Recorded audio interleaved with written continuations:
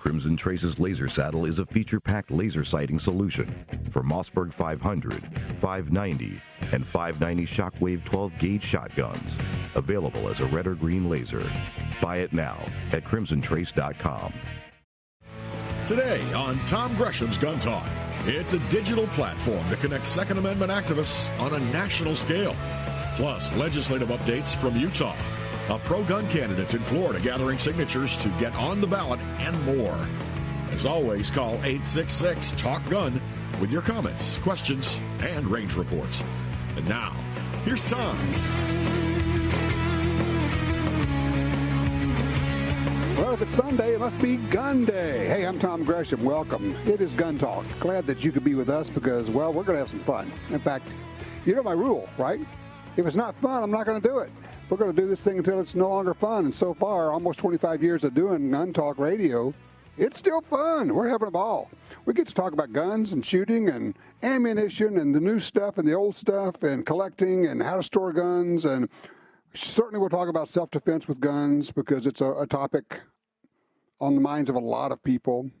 If it's not on your mind, maybe it should be. Now, don't get me wrong. Sometimes people ask about getting a gun, and once they kind of tell me about themselves, I say, you know, you're probably that person. There's not a lot, but you may be that person that you probably shouldn't have a gun. And I'm talking about the people who call and say, you know, well, I just want a gun. And I said, well, let's talk training. Well, I don't want to do training. Well, what do you mean? Well, I don't actually want to shoot it. I mean, I just want to have a gun. Yeah, no, you don't get to have one. Sorry. You're just going to screw it up. You're going to be a problem, and then it's going to look bad for the rest of us. You need lights, locks, sirens, dogs, whatever else, but I'm thinking no gun for you if you won't make the commitment. And it is a commitment. That's the whole thing. It is an absolute commitment. It's a lifestyle change. If you're going to have a gun for self-defense, whether you carry it or you keep it in your car or you keep it in your home, it's a commitment. It's a commitment to do it right. It's a commitment to have it safely stored, to understand how to use it, to go out and get recurrent training, to use my aviation world phraseology. We get recurrent training as pilots. And if you are a gun person, you need recurrent training. Notice I didn't say practice. Practice is a different thing. You do need practice, but you need training. Training means you're working with a trainer, an instructor. Basically, you need another set of eyes. You need to go talk to somebody who thinks about this stuff all the time because you have other jobs. You can't think about this all the time. A good trainer does exactly that. In fact, let's bring in one of my favorite trainers, a good friend of ours. He has been through a lot. He's been there, done a lot of stuff. Paul Markel joins us, student of the gun guy. Hey, Paul, how are you? I am fantastic, Tom. Thank you for having me. You bet. And, I mean, for those who don't know, the Student of the Gun, TV show, podcast, radio, online stuff, selling product, and, you know, just kind of it's a way of life as much as anything, isn't it? Yes, sir. Yes, you're a beginner once, but you're a student for life. I like that. I like that. And, you know, we should let people know, because I know people who know you are concerned and know about you. Those who don't ought to know. You got this brand new book out, Fighting Solves Everything, which is a great title, by the way. Love it. Thank you. But subtitle is Destroying Cancer with Faith, Nutrition, and Science. And you've been fighting that battle for what, a couple of years now at least? Well, actually, I was diagnosed and right after SHOT Show of 2019. Okay. And we relocated. I was living in Wyoming, as you know.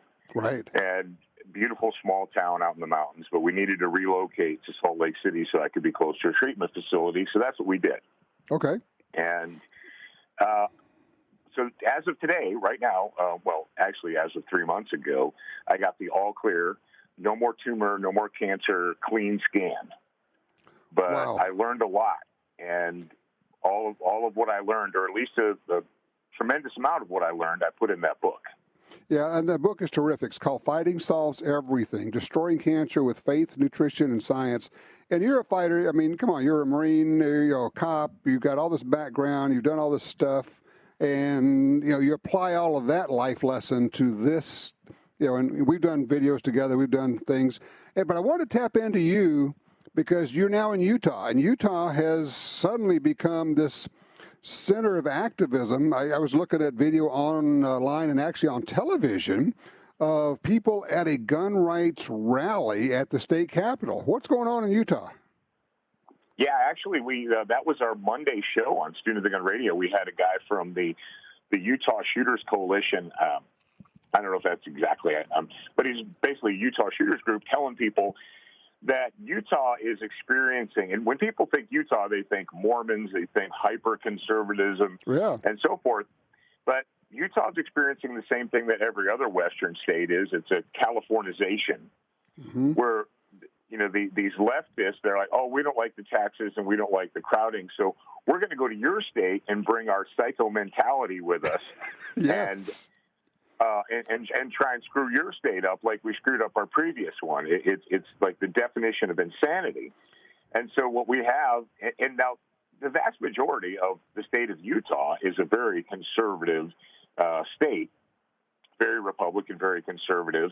But you have Salt Lake City, and it's like every other giant metropolitan area. It's filled with liberals and Democrats and who know better how to live your life than you know how. Well, and I mean, it's what has happened throughout the West.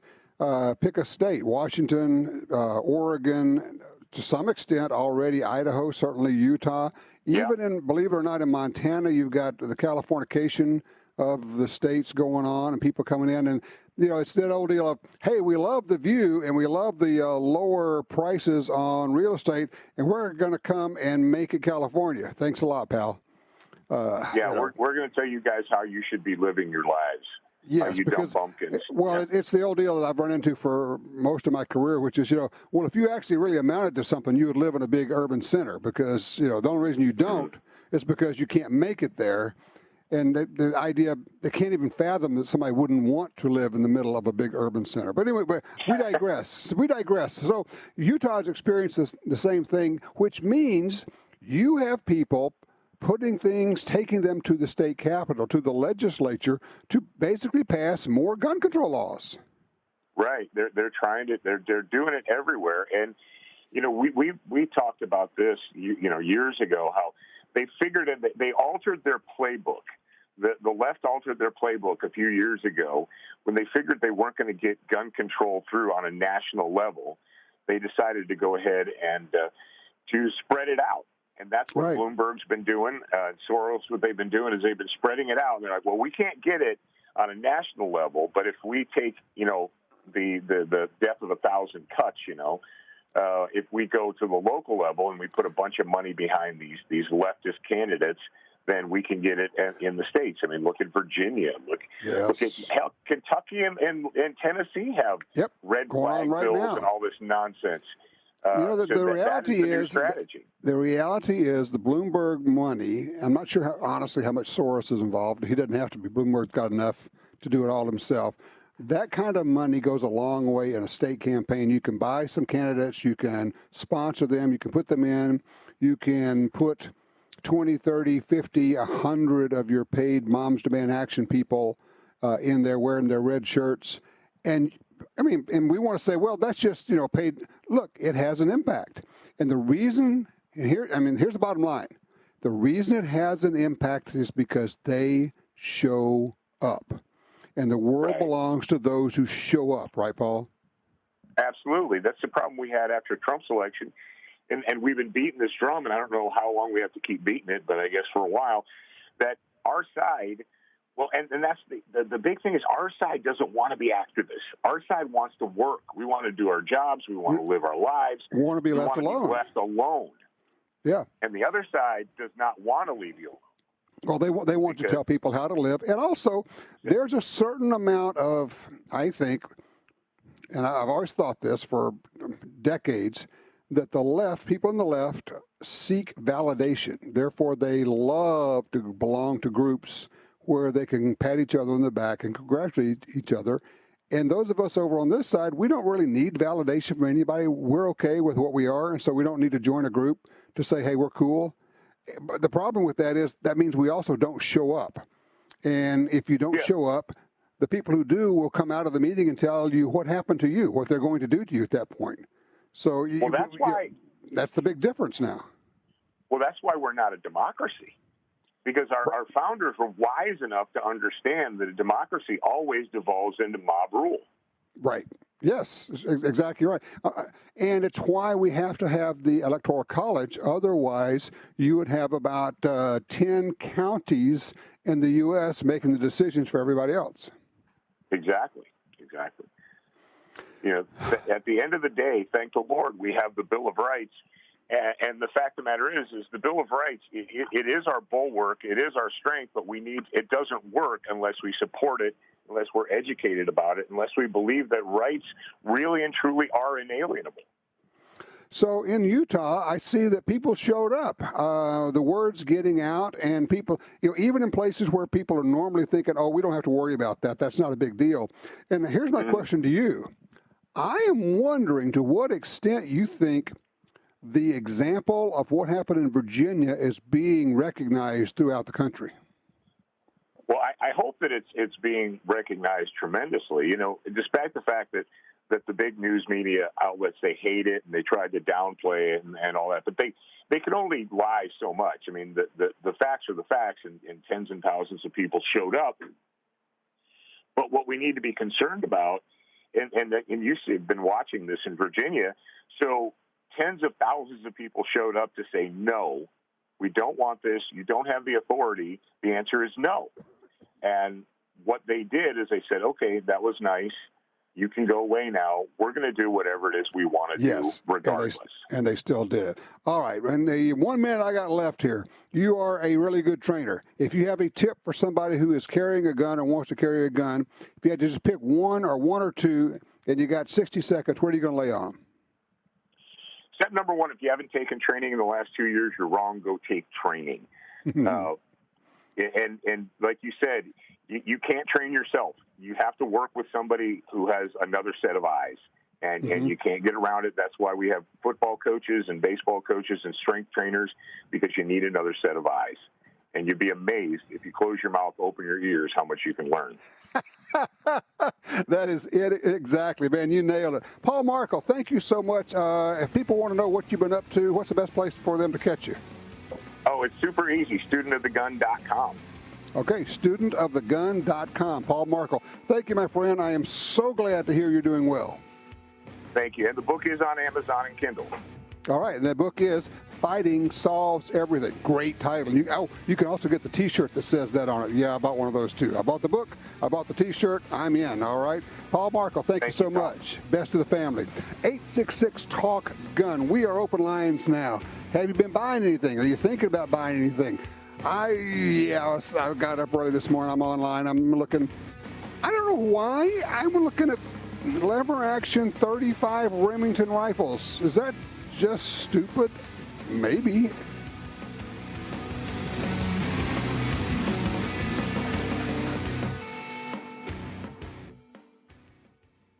Easy monitoring of your personal gun safe, hotel room safe, toolbox, storage unit, luggage, and more is now an option with the Lockdown Puck.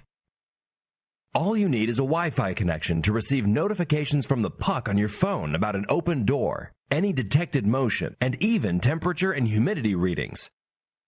Secure what matters most with the Lockdown Puck. Visit lockdownpuck.com to learn more and to pre-order your puck today. Since 1937, Ducks Unlimited has led the charge on wetlands and waterfowl conservation.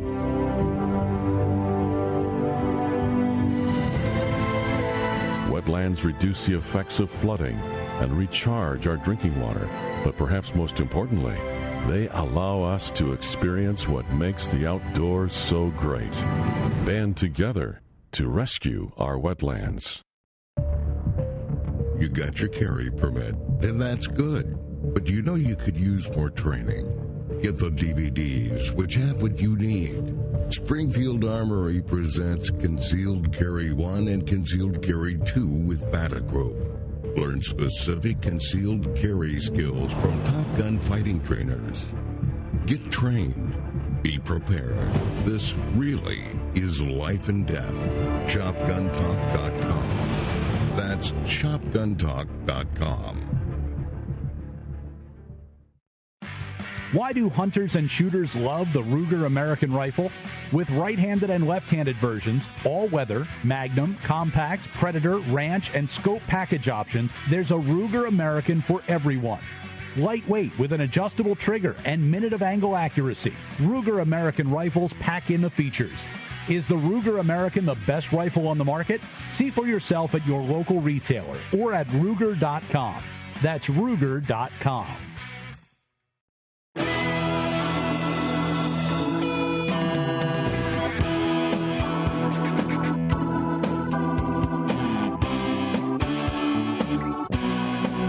I want to talk about a couple of news stories I just picked up this morning. Both of them are about home invasions. Very interesting. I think there's something for you to learn and maybe to pass along to your family from these stories. The first one is, for me, the more frightening of the two. Homeowner kills home invader posing as sheriff's deputy. Yeah. This is in California. You can hear they could hear banging at the door, and they hear these guys out there yelling, "Sheriff's office, sheriff's office." And said the victims thought it was odd that it was late hours. And then the suspects forced their way into the living room area. They broke in the door. And the homeowner, who was armed, said confronted the suspects. A gunfight broke out because they figured these guys were not wearing uniforms or badges. The homeowner killed one of the home invaders. Fortunately, none of the good guys got hurt. But it is a thought. It's a concern. You got somebody out there banging on the door saying, "Police, police," and we know that the home invasion folks are now not only doing that, but they're getting uniforms or jackets that say police on them. So what should you do? It could be the police. Maybe it's not the police. Maybe it's just bad guys pretending to be the police. Well, first of all, good locks. Well, also, let me back up. Second story is actually look at the Ring video, the Blink video from the security cameras of these guys who banged on the door, nobody came, knock on the door, nobody came. And then, like after 3 or 4 minutes, you can see them run and kick the door in and go into the door, into the house. And the homeowners then came out and ran them off. But the homeowners did not go to the door, didn't answer the door. Both of these incidents brings me to the idea of having your security cameras that you can talk through, whether it is a doorbell camera or the Blink system that we talk about here, where you can talk to people, where off your app on your phone, when the doorbell rings or somebody's out there, you get an alert, you can push the button and say, "Hey, can we help you?" Well, if it's somebody who's trying to find out if there's anybody home, and trust me, this is a standard routine. The people who are going to do home invasions or break-ins or robberies, they knock on the door, In fact, a lot of times they're not planning on doing a home invasion. They're actually just planning on robbing the place. They're going to break in, and they knock on the door or ring the doorbell. If you go to the door, they go, is John James here? Oh, wrong place. Oh, I'm sorry, we got the wrong house, or whatever. They've got some thing they say. But if nobody comes to the door, they ring the doorbell, they're knocking on the doorbell, then they go break in. So if you're in the house, maybe it's not a good idea to ignore somebody who is knocking on the door. Now, how many times have I said, don't go to the door? You should not have to go to the door to find out who's there. You need to take steps to make your house safe enough, which means putting in some kind of a system. And these systems are not expensive. I mean, it used to be thousands of dollars. Now it's a couple $100. And you've got a camera that you could talk to people with. "Hi, can we help you?" And you're back somewhere else, and you can see on the camera the person there. Or if it's somebody banging on the door saying, it's the police, you can say, "I tell you what, I'll be right there. I'm calling 911 right now to verify that you're the police." And then you actually do, in fact, call 911. There are people here knocking on my door, and they're saying they're police. Do you have units here? If they say yes, you say, okay, well, let them know I'm going to come right out. But if they say, no, we don't have anybody in your area, then you say, then send the police here immediately because there's somebody pretending to be the police and they're trying to get into my house. Just food for thought, and you need to share that with your family, okay? Let's go to the phones. Line 5. John's with us out of California. Hello, John. You're on Gun Talk. Got a range report for us? Yeah, Tom. One from yesterday. Okay. So my wife recently joined me in retirement and moved up to our property up in Kern County. Mm-hmm. And I've been recovering from an extensive surgery for a few years, so I haven't been shooting at all. Right. Recently got better, so she wanted to go out to the gun club that I belong to and start doing some shooting together. So Friday night, we looked at the club website calendar, and she saw cowboy action shooting, a competition. Right. And she said, what is it? And I told her the limited knowledge that I had, you know. Right. And she said, well, can we go and watch? And I said, yeah, let's do it. So yesterday morning, we took a drive up north of here and got to the club and met a bunch of members, got a full tour of the course, all the rules, the guns, 30, 45 minutes of just walking around and talking and all right. seeing people's gear. In the 30 seconds I got left, did you have fun? I had a blast. I didn't shoot during the competition. They pushed me for it. Yeah. I said, no, I don't want to mess things up. But afterwards, a guy set up his full rig, got me, and I did about 50 rounds. I ran through the course twice. Wonderful people, welcoming men and women shooting together. Just a fantastic time. My wife and I were laughing all the way home and planning on buying new guns. So that's great, John. That is a wonderful range report. It's just what I'm always talking about. Just show up. Somebody there will say, hey, here's a gun, here's ammo, here's a holster, here's the gear. Come give it a try. People will do that. Hey, Steve, don't go anywhere. We're going to get to you when we come back. And if you were to join us, 866-TALK-GUN. That'll get you in here.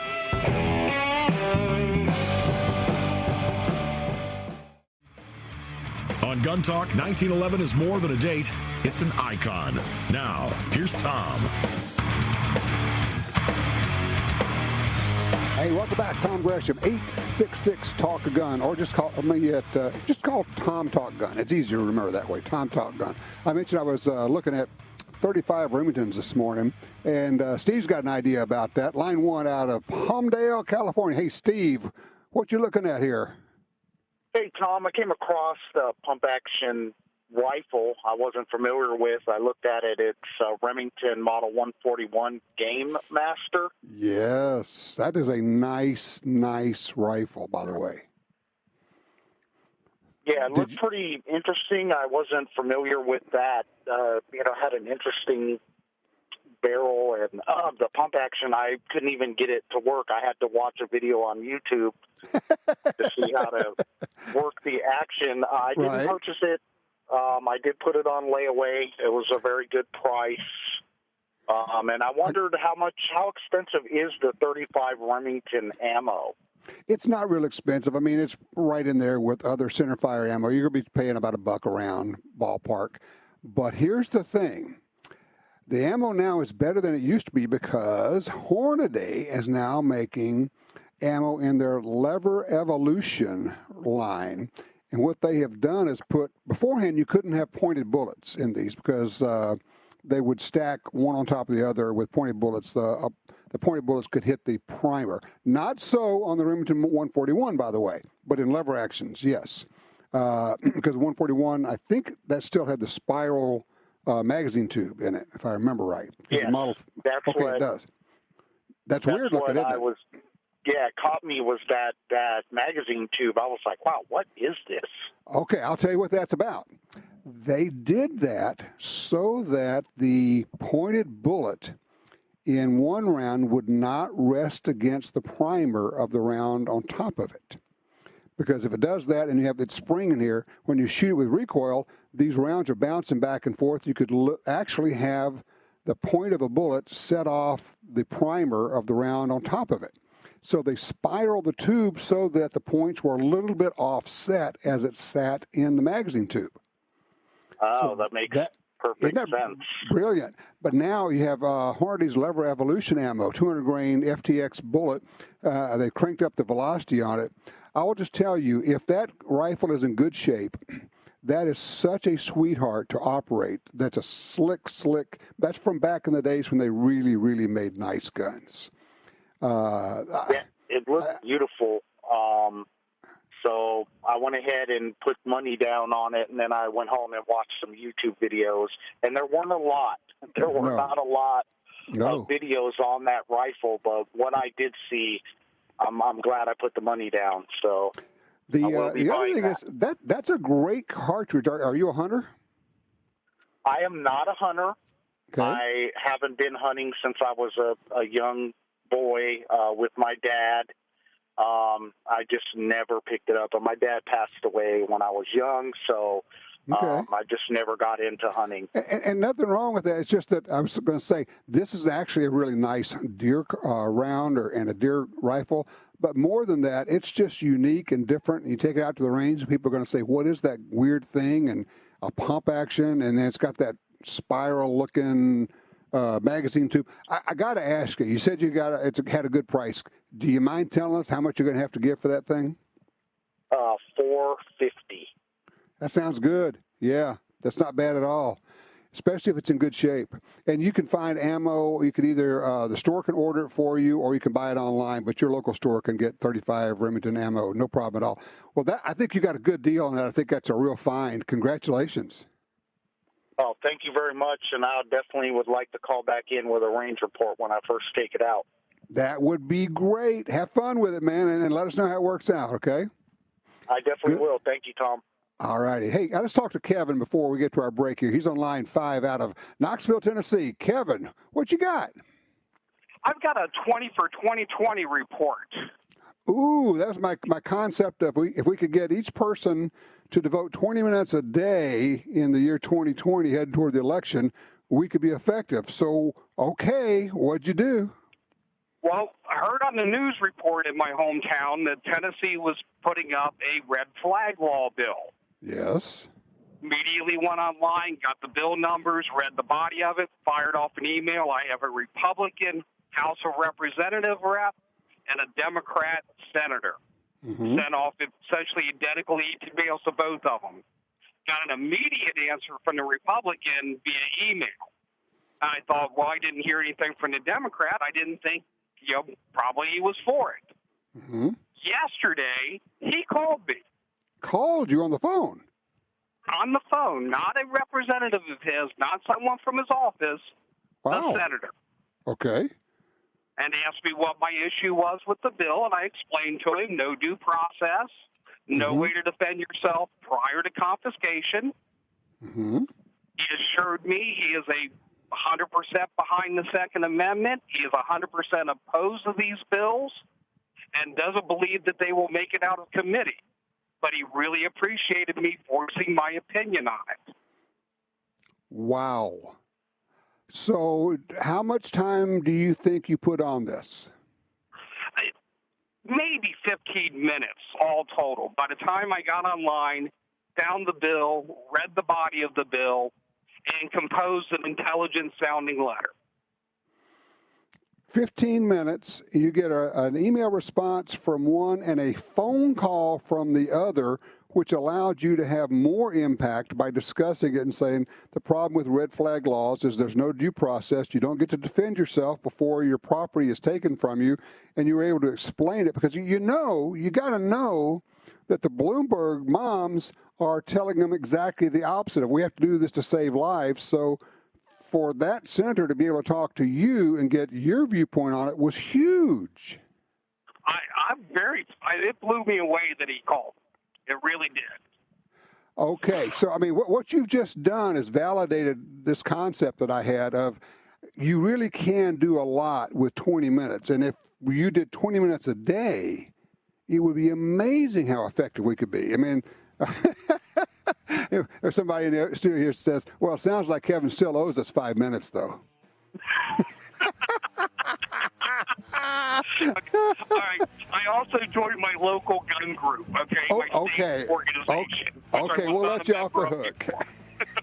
Well, and that's so critical to join your state groups, because that's how you're going to find out what's going on. They're going to keep you posted and stuff. Exactly. I don't want to wait until it hits the 5 o'clock news. I want to know before that. Well, Kevin, all I can do is offer you a huge Gun Talk attaboy, and thank you for actually paying attention and trying this 20 and 2020 idea. I really think we're onto something here. I agree wholeheartedly. Thank you so much, my friend. You take care. 866-TALK-GUN. Would you do that? Would you devote?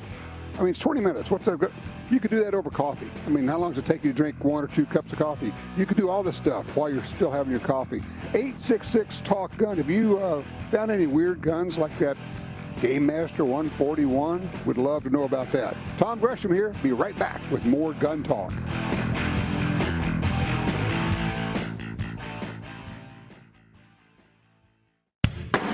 The Smith & Wesson M&P 380 Shield EZ pistol revolutionized personal protection with its easy-to-use design. Now, enter the M&P Shield EZ in 9mm.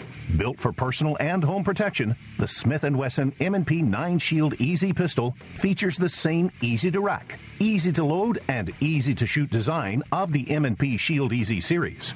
Available at a retailer near you. Find out more at smith-wesson.com. Visit guntalk.com/win to enter Gun Talk's Start the Year with SIG giveaway. 4 grand prize winners will receive one of the following: the new Sig Sauer Cross bolt-action precision rifle chambered in 6.5 Creedmoor with an 18-inch barrel and a 2-stage match trigger. SIG's BDX system with the Kilo 1600 rangefinder and a Sierra A3 4.5 to 14 power rifle scope to use with the Applied Ballistics Data BDX smartphone app. The P320 X5 Legion 9mm pistol with 3 17-round mags. Or the SIG P320 X full pistol with Romeo 1 Pro Open Reflex red dot sight. No state restrictions for the SIG Cross rifle and the BDX system. Winners pay taxes and all awarded prizes. For multiple chances to win, enter now through February 14th at guntalk.com/win. That's guntalk.com/win. Are you looking for a place to shoot? The National Shooting Sports Foundation has a great website called wheretoshoot.org. It's the largest database of shooting ranges on the internet. It's also a great resource for shooters where you can find video tips, printable targets, and a lot more. Find it online at wheretoshoot.org. And while you're there, download their free iPhone app. That's wheretoshoot.org.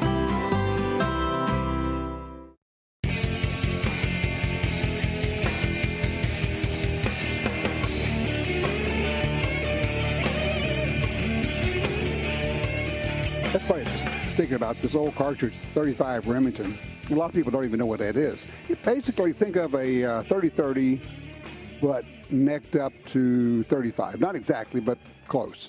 Very popular in lever-action rifles. I had a good friend, Tom Ford, way back when I lived in Montgomery, Alabama. When would that have been? 1975 to 79. And Tom was one of the best deer hunters I've ever seen. He could become the woods. He just was that kind of guy. And Tom, I had whatever the modern or bolt-action cool rifle was at the time. Tom used a lever-action Marlin in 35 Remington. And he always got his deer. Because he became the tree. He just would become invisible out there. He was that good a woodsman. And I don't know that he ever shot a deer beyond about 40 yards. But at the same time, I'm looking at the specs on Hornady's Lever Evolution ammo for the 35 Remington, 200-grain bullet. And it's impressive. I mean, now that we have pointed bullets that have, before you had pretty much flat bullets or round-nose bullets, and they were not very efficient ballistically. This one starts off at a little over 2,200 feet per second. They sighted in at 200 yards, which is pretty impressive. And it's only 3 inches high at 100 yards. So you sight in 3 inches high at 100, and you're on at 200, And probably, honestly, 2 1/4, 230 is probably about as far as you want to shoot with this. It's dropping pretty fast at that point. But still, at even at 300 yards, you've got 1,000 foot-pounds of energy. That's a decent cartridge. And people would say, well, what would you hunt with that? Well, certainly I would hunt deer of any sort. I mean, it probably wouldn't be my antelope rig just because it doesn't shoot very flat, but it would do the job. Would you hunt, say, elk with it? If I were in thick woods, I mean, some of the Pacific Northwest woods where, as somebody said, it makes eastern brush look like the desert. That stuff is, 25 yards would be the farthest you'd ever shoot. Yeah, I would use this in a heartbeat. Yes, it's an old cartridge. Yes, I just think it'd be cool to do that with a lever action. And I have to admit, I had not even thought about the old Remington Gamemaster 141. And it made me remember, who was a fan, I hadn't thought of this in a long time, of the 35 Remington in a pump action rifle. And it may surprise some of you because he was kind of the guru of whitetail hunting for many, many years, was John Wooters, gun writer, hunting writer. And John used all the modern stuff, but he had a pump 35 Remington that he used a lot. And pretty cool. It's just fun to go back and look at some of these old ones and realize when you actually look at the ballistics on them and look at the numbers, you go, well, that's actually pretty good. Which also makes you think our modern cartridges are really not all that much better than some of the stuff from 50 or 60 or 70 or 80 years ago. Amazing stuff. Hey, let's go to line one. Jim's with us out of Carson City, Nevada. Hey, Jim, what you got there? Hello, Tom. Love your show. Thank you. I came across something that I found kind of as a result of kind of taking over an estate, loss of a loved one, and elder care and that sort of thing. And it's an 1873 trapdoor Springfield. Okay. And I think it could have belonged to a great-great-uncle or great-great-grandfather or something like that back in that time. And passed down, and I don't think it's questionable whether it's illegal. And I wondered, 18 U.S.C. 44, I think, addresses a curio. I don't have the internet. I haven't been able to look it up except for my little phone. But I wanted to get I'm in Nevada, and Nevada has a law that says you can't dispose of a firearm. And I don't know if because it's so old, as a black powder rifle, that it might fall as a curio, but I was thinking it could also be class 3. Let me back up. It's a trapdoor Springfield. Is it chambered for 45-70? I didn't look. I believe so. Yes. I imagine it is. Okay. It's actually you probably. You wouldn't want to shoot it probably with modern cartridges. Might surprise you. Actually, the modern 45-70. Most of them are loaded down low enough because they know that somebody might shoot them in a trapdoor Springfield. You could. But more than that, what I would do is I would make that a wall hanger. It's a piece of family history. It's cool. It's interesting looking. If you don't want to shoot it, there's nothing wrong with that. But certainly it's a cool decoration piece. I would probably just make a wall hanger out of it. And if you can collect any kind of information about it or from the family about who had it or what it was used for, even better. I kind of throw that out as a possibility for you. But no, I would not destroy it, and I wouldn't worry about getting rid of it. There's nothing illegal about it. It's just a single-shot rifle. It's old trapdoor Springfield. If you do some, when you get your internet back up, if you do some looking, you'll learn a lot about the trapdoor Springfield. Yeah, by the way, that was what General Custer's men were equipped with. Yeah, I bet they wish they had something else. Oh, yeah, that's right. They left the Gatling guns back at the fort. More ammo is always better.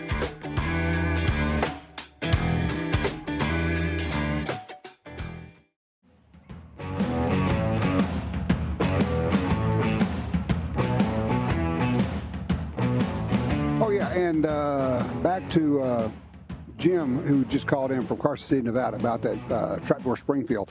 They were just telling me offline that that barrel may be modified. I'm not sure how. If it has been cut down shorter than 16 inches, yes, it now becomes a short barrel rifle, SBR. and that's covered by a whole bunch of other federal regulations. So at that point, you've got an issue. If it is shorter than 16 inches, yeah, you probably want to get rid of that somewhere. God, I got another call. Was it this week, last week? It's one of those, you know what's coming. It's one of 2 or 3 things. Somebody calls and says, you know, we're taking care of some guns that my dad, my granddad, somebody had, and we've taken care of all of them, but there's this one. And you go, yeah, here we go. There's this one. And often, this one was one of those of, yeah, it's an M2 carbine, not an M1 carbine, M2 being select fire full auto. And which, of course, the question then becomes, is there any paperwork on it? Well, we can't find any paperwork. Can't tell you how many times that happens, but it's a number of times throughout the year. And then we have to start going through the process of, well, let's find out if it's ever been registered, you know, yada, yada. There are there's thousands of these guns in closets and gun safes and things that my granddaddy brought this back, or somebody brought it back from Vietnam, or somebody brought it back from World War II. It's been in the family. No, we don't have any paperwork on it. What we need in this country is we need another, there was an amnesty program at one point. We need another amnesty program where we can repatriate these guns. Otherwise, they've got to be destroyed, disposed of somehow. I'm not sure who would have the courage in D.C. to say we need to repatriate machine guns. But that's what needs to happen. It's just wrong that people have this property and they have to get rid of it just because they don't have the right piece of paper. Just something there. Greg is in Albany, New York on 3. Greg, what's going on up in New York? Oh, just a bunch of stuff. You know, they're really trying to knock down on that Second Amendment stuff. They want to try to take away the law-abiding citizens, you know, handguns and stuff. So my question is that there's some judges up here now that are, like, turning around and denying people their carry permits that are law-abiding citizens, never been arrested, and some of these judges have already been sued, but they're still on the chair. I don't understand why. Well, suing them doesn't remove them from the bench, and it's really difficult to remove a judge from the bench. But what can happen, and what is happening, is you got Second Amendment groups who are now filing suit to try to get the judges to actually, you know, and of course, therein lies one of the problems. If you don't have a shall issue state, you have a may issue state. So they can either deny or grant the carry permit. And in most states now, it's shall issue, where if you meet these criteria, you get it automatically. Nobody gets to say, I don't think that's a legitimate purpose. And so that's what you're fighting in New York. And I'm just going to tell you, here's our issue. And I have really settled on this. There are some states where we are not going to win just on the basis of elections because we're outnumbered.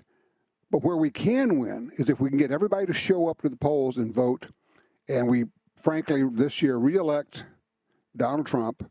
If we could take over the House, get that back, and certainly maintain the Senate, then we get more judges, we get more justices, and all you need is the correct Supreme Court decision that says you cannot ban guns that are in common use. That's in the Heller decision. We actually meant it when we said that. That means all of the so-called assault weapons bans go away. All of the bans on standard capacity magazines go away. You don't have to go state by state by state. One Supreme Court decision could do that. That could happen. But in order for that to happen, we have to have the right judges, and in order for that to happen, we got to keep Donald Trump in there picking and nominating Supreme Court justices. It's that important.